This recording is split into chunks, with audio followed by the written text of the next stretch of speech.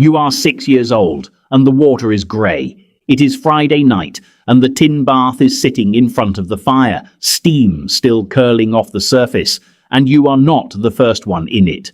Your dad went first, then your big brother, and now it is your turn, and the water has a faint grey film across the top, and a chill creeping in from the edges, and the strange thing, the thing you will only understand years later, is that nobody in the room thinks this is odd. This is simply how a bath works. One bath, one filling of water. The whole family, one after another, oldest to youngest, until the baby goes in last of all. We tell ourselves there is a famous saying that comes from this. You have heard it 100 times. But here is the first surprise of this story. That saying does not come from where you think. And the truth behind why an entire nation shared the same bathwater is stranger and harder and far more human than the tidy little explanation you have been handed. So why did it happen? The answer is not that people were dirty. It is 3 things almost nobody talks about anymore. Let me show you the first. But before the why, you have to feel the thing itself. Because to a child in Britain in the 1950s, bath night was not a chore. It was an event. It happened on the same evening every week. In a lot of homes that was Friday, washing off the working week before the weekend. In others, it was Sunday night, scrubbed and pink for school and for chapel in the morning. Either way, you knew it was coming.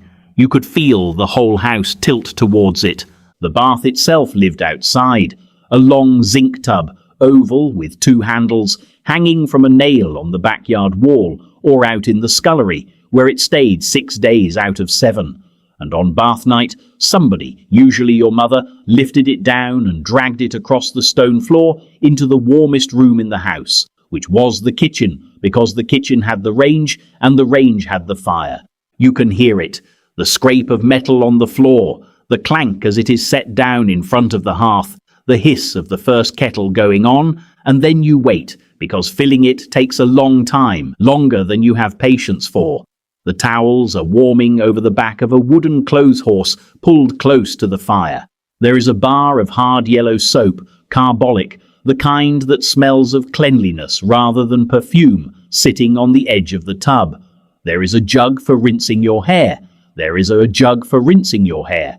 There is a draft coming under the back door, so you keep the bath as close to the flames as you dare, close enough that one side of you roasts while the other side goes to goosebumps. This is the part of the photographs never quite capture. A bath in front of an open fire is the warmest, safest, most golden lit place a child can be on a cold night. The light is orange and moving.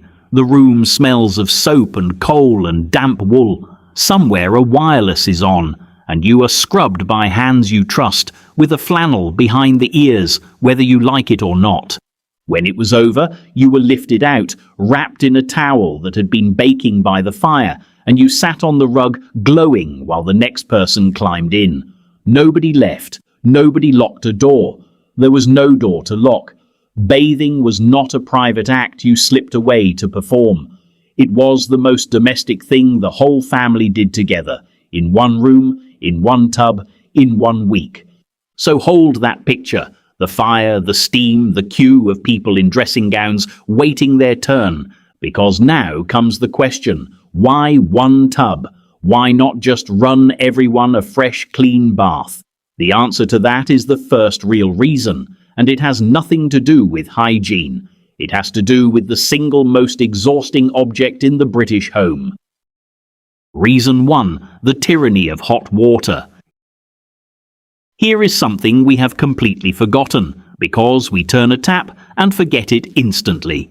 For most of British history, hot water did not come out of the wall. It had to be made, every single drop of it, by hand, by somebody, before anyone could wash anything at all. Think about what that actually meant on bath night. There was no hot tap. In a great many homes there was barely a cold one, and the cold one was often a single tap over the kitchen sink, or even out in the yard, shared between houses. To fill a bath you started with cold water carried in by the bucketful. Then you had to heat it, and heating it was the whole problem. In the better-off homes, there was a thing called the copper, a built-in boiler in the corner of the scullery, a great tub with a fire grate underneath it. You lit a fire under the copper, you fed it coal, and slowly, over an hour or more, the water inside came up to heat. In homes without one, you did it the hard way. Kettles and big iron pans on the range boiled one after another, each one tipped steaming into the bath and immediately starting to cool while you boiled the next. A bath holds a lot of water, 40-50 gallons if you fill it properly. Now picture heating 50 gallons of water, a kettle and a pan at a time, on a coal fire, in a cold room, and then carrying it, scalding, across the floor without slopping it on your feet. And then, at the end of the night, picture emptying it again, bailing it out with a jug or a saucepan into a bucket, carrying that bucket to the drain in the yard, and going back for the next one 40 or 50 times until the tub is light enough to tip. That is the secret at the heart of this whole story. Water was not expensive in money. It was expensive in labour, brutally, back-breakingly expensive. And once you understand that, the grey water makes perfect sense. You did not share the bath because you were poor in spirit or careless about cleanliness. You shared it because you had just spent an hour of someone's evening and a fire's worth of coal to make that water hot, and you were not going to throw it away after one person and start again. You filled the tub once, and then you used every last warm gallon of it before it went cold and grey and had to be carried back out into the dark. This was not some rare hardship at the edges of society either. We have hard numbers for it. In 1951, the British government counted the nation's homes for the amenities they had for the very first time, and they found that more than a third of all households had no fixed bath of any kind. No plumbed-in tub, no bathroom. The people doing the counting even had an official phrase for what those families used instead. They wrote it down as a tin bath hung on the wall between uses. Read that again. As late as 1951, 6 years after the Second World War, the government's own description of how millions of British people washed was a tin bath on a wall taken down once a week. That is not the distant past. That is grandparents. That is people still alive today. So that is reason one. The water was shared because it was too costly in sweat to waste. But that only explains why there was one bath. It does not explain the part that really makes people wince. The order. Who went first, who went last, and why the baby got the worst of it.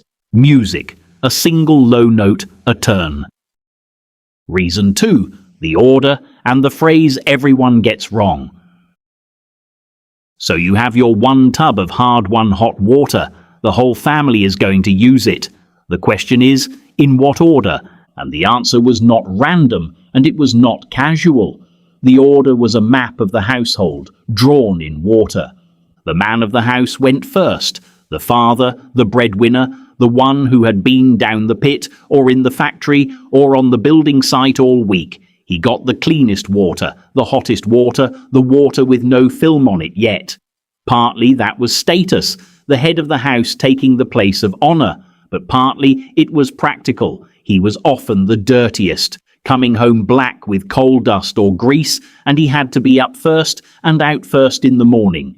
Then came the other working men and the older boys in age order down the line. Then the women, the mother and the daughters, taking the water as it cooled and clouded, then the children, oldest to youngest, and then last of all, in water that had already washed an entire family, the baby.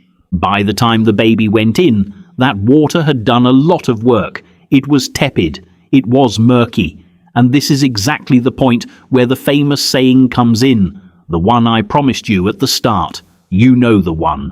Don't throw the baby out with the bathwater. And you have almost certainly been told that it comes from precisely this scene, the water so dark and so thick by the end of the night that you genuinely could lose sight of the baby in it and risk tipping the little one out with the dirty water when you finally went to empty the tub. It is a brilliant story. It fits perfectly, it feels true, and it is wrong. Here is what actually happened. That tidy origin story comes from an email that started circling the internet in 1999 with the subject line, "Life in the 1500s." It was a long list of cheerful little explanations for old phrases, and almost none of them were real. It was, to put it plainly, made up. The phrase about the baby and the bathwater is genuinely old, but it is not English, and it is not about a real family tipping out a real tub. It is a German proverb. The earliest printed version we have appears in a satirical work by a writer named Thomas Murner, published in 1512, complete with a little illustration of a baby going out the window with the water. It only crossed into common English use centuries later. So why am I telling you this, if it spoils the neat story? Because here is the twist that actually makes this better.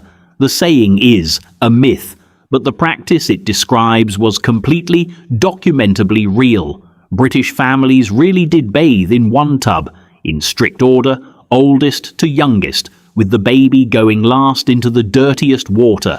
The folklore got the phrase wrong, but it stumbled onto a real memory while doing it. We invented a false history for a saying because the true history of the thing it described was sitting right there in everyone's grandmother's kitchen. And that real practice tells you something the saying never could. It tells you that even something as ordinary as getting clean was organized around the same quiet hierarchy that ran the whole house. Father first, earner first, then everyone else in their place, down to the smallest who took whatever was left. The bathwater was not just water, it was the family pecking order, made visible every single week. But there is one more reason this happened, and it is the one that takes us out of the kitchen and onto the street, because for a huge number of British families there was no tin bath at all. There was nowhere to put one, so where on earth did they wash? Reason 3. The families who had nowhere to share. Picture the houses we have been talking about, the back-to-back terraces of the industrial cities, Manchester, Birmingham, Glasgow, Leeds, tiny 2-up, 2-downs, often with a whole family in 3 or 4 rooms, sometimes more than one family. There was no scullery to spare. There was no warm corner you could give over to a 5-foot tub of water once a week without it taking over the only room you had. So what did those families do? They went out to wash, and this is where one of the most extraordinary, and now almost forgotten, pieces of British life comes in: the public baths. These were not luxuries. They were a deliberate answer, built by city after city to a genuine public health crisis.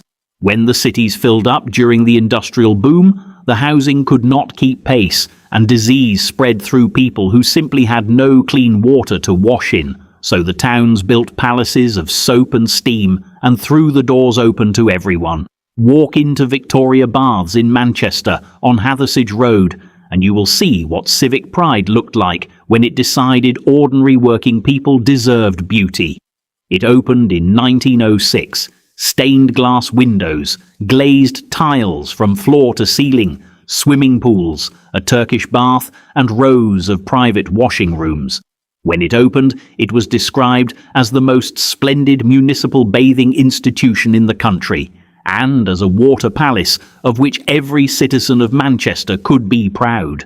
A water palace, for the people who had a tin bath on a wall at home, or no bath at all. Or go to Birmingham, to Balsall Heath, where Moseley Road Baths opened in 1907 and astonishingly is still standing and still loved today. It holds something almost unique now, a complete set of 46 private washing rooms, the kind that were known as slipper baths, and those slipper baths were not some Victorian relic gathering dust.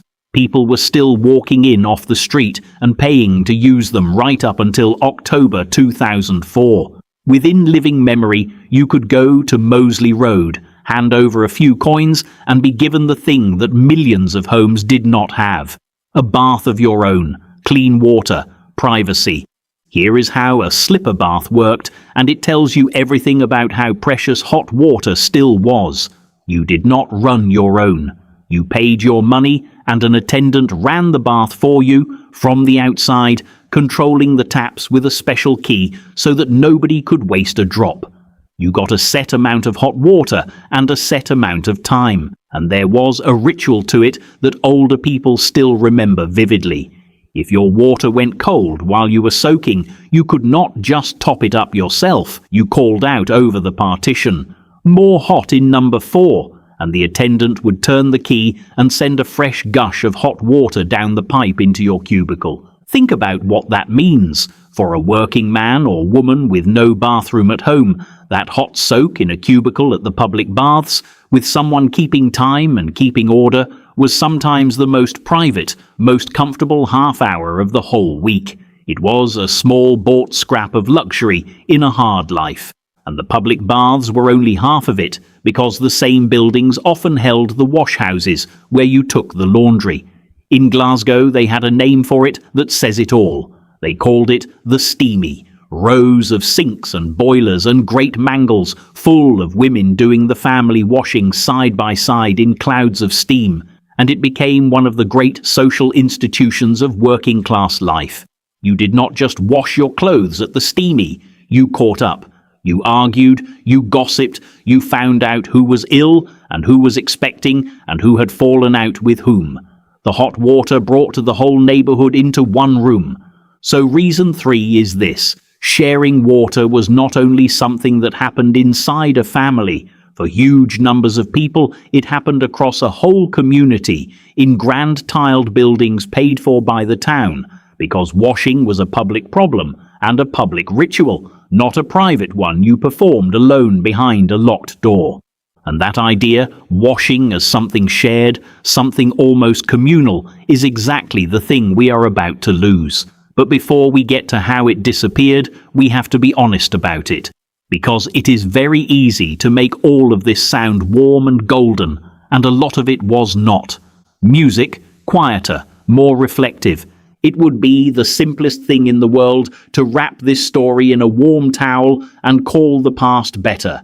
To say, look how close families were, look how simple life was when everyone shared one bath in front of one fire. But if you had actually lived it, you would tell me to slow down. Because that one tub of shared water was carried on somebody's back, and almost always it was the same back. It was the mother's. She was the one who lifted the tub down. She was the one who lit the copper or boiled the endless kettles. She was the one who carried the scalding water across the floor, who scrubbed the children, who bailed the tub out jug by jug at the end, and who then, very often, climbed into water that had already washed her husband and all of her children near the bottom of the order, in water gone tepid and grey. The romance of bath night was built almost entirely on women's invisible labour. The fire was warm for the children. It was a great deal of work for her. And the homes themselves were hard. Remember those numbers. More than a third of households with no fixed bath in 1951, and many more with no hot water on tap, with an outside toilet, with one cold tap shared between families, with damp in the walls and ice on the inside of the windows in winter. Sharing the bathwater was not a charming choice. It was what poverty and a lack of plumbing forced on people who would, almost all of them, have loved nothing more than to turn a tap and have a hot bath to themselves. So let us hold both of these things at once, because that is the only honest way to tell it. It was hard. It was unequal. It fell heaviest on the women, and it came out of houses that were genuinely cold and genuinely cramped, and nobody who lived through it was wrong to be glad when it ended. And at the very same time, something real was happening in that steamy kitchen that we do not have anymore. A family in one room. Everybody's evening bent towards the same small event. The enforced, unchosen closeness of people who had to take turns, who had to wait for each other, who could not slip off alone because there was nowhere alone to slip off to. The water was shared because it had to be, but the time was shared too. And that part, the part where being clean was something you did together, with and for the people you lived with, is the part that quietly went down the drain when everything got better. because everything was about to get better, fast, and almost nobody mourned what went with it. So how did a way of life that had lasted centuries simply end? Not with a fight, not with anyone deciding to stop. It ended the way these things usually do, gradually and then all at once, and with everyone too relieved to look back. After the Second World War, Britain set out to rebuild itself, and a huge part of that rebuilding was housing. The country had been bombed, the slums were a national scandal, and the answer was the great wave of council house building. By 1951, Britain had put up over 1 million new council homes, enough that, for the first time, a remarkable share of the entire nation lived in housing built and owned by the state. And here is the detail that quietly killed the tin bath. Those new homes were designed with a bathroom built in, not a tub on a wall, not a copper in the scullery, an actual room with an actual plumbed-in bath, and increasingly with hot water that came out of the wall on demand from an immersion heater or a back boiler. A family that moved from a damp back-to-back into a new council house with a bathroom did not agonize over the loss of the shared tub. They were overjoyed. For the first time in their lives, you could have a bath whenever you wanted one, in clean water with the door shut. You can watch it happen in the cold language of the census. In 1951, they were still counting tin baths on walls. Decade by decade after that, the question, "Do you have a fixed bath?" went from being a real dividing line in British life to being almost a formality, because the answer was finally, overwhelmingly, yes. The thing that more than a third of households lacked in 1951 became, within a generation or two, something you simply assumed every home had. And the grand public baths, the water palaces, fell with it because their whole reason for existing was draining away.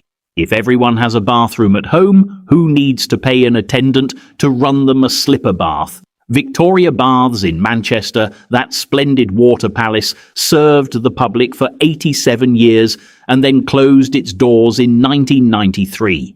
The slipper baths at Moseley Road in Birmingham, in use since 1907, finally fell silent in 2004. The steamy emptied out as washing machines moved into the new kitchens. One by one, the shared places where the neighbourhood used to gather around hot water simply lost their purpose and shut. And the tin bath? It came off the wall for the last time, and it went into the shed, and then sooner or later it went to the scrap heap, or it ended up as a planter full of geraniums in somebody's garden, which is where you are most likely to see one today. A thing that an entire nation once organised its week around, reduced to a quaint container for flowers. Nobody held a funeral for the shared bath. There was no campaign to save it. And honestly, why would there have been? Privacy, hot taps, a clean bath of your own whenever you like, this is unarguably a better way to live. Progress arrived in the shape of plumbing, and a ritual that had shaped British family life for hundreds of years just stopped, almost without comment, because the thing that had forced it on people had finally gone away. But something did go with the grey water, and it is worth a moment to name it. What went down the drain? We gained so much, and it would be dishonest to pretend otherwise. We gained privacy. We gained hot water on demand. We gained the simple dignity of a clean bath of your own, behind a door you can lock. Nobody who carried 50 gallons of water across a cold floor by hand would trade it back. Not for anything. But think about what the shared bath actually asked of a family and what quietly vanished when it was no longer needed.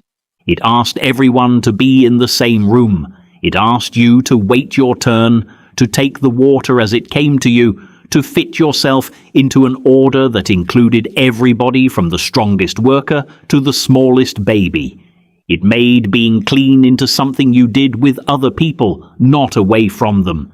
The mother who scrubbed behind your ears, the brother waiting his turn in his dressing gown, the whole house bent for one evening towards the same small fire. Now think about a bath or a shower today. It is the most private thing you do. You go alone, you close the door, you come out, and the household carries on around you without ever pausing.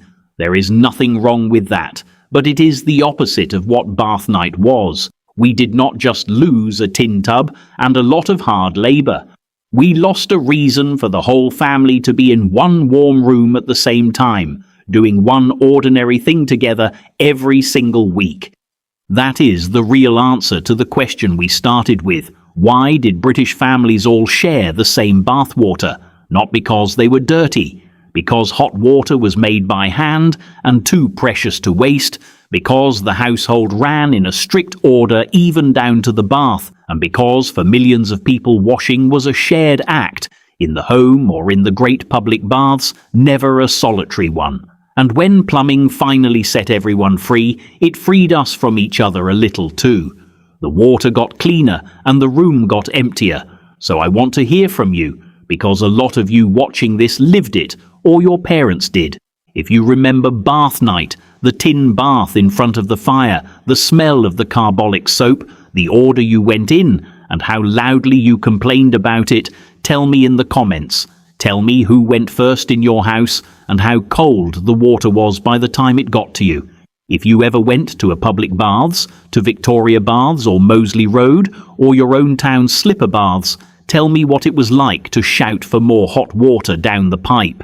And if you know someone who shared that water with you, a brother, a sister, the person who scrubbed your back, share this with them. See if they remember it the same way you do.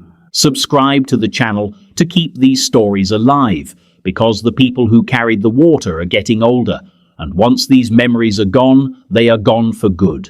The bath is empty now, but for 100 years it was the warmest room in the house, and we should remember why.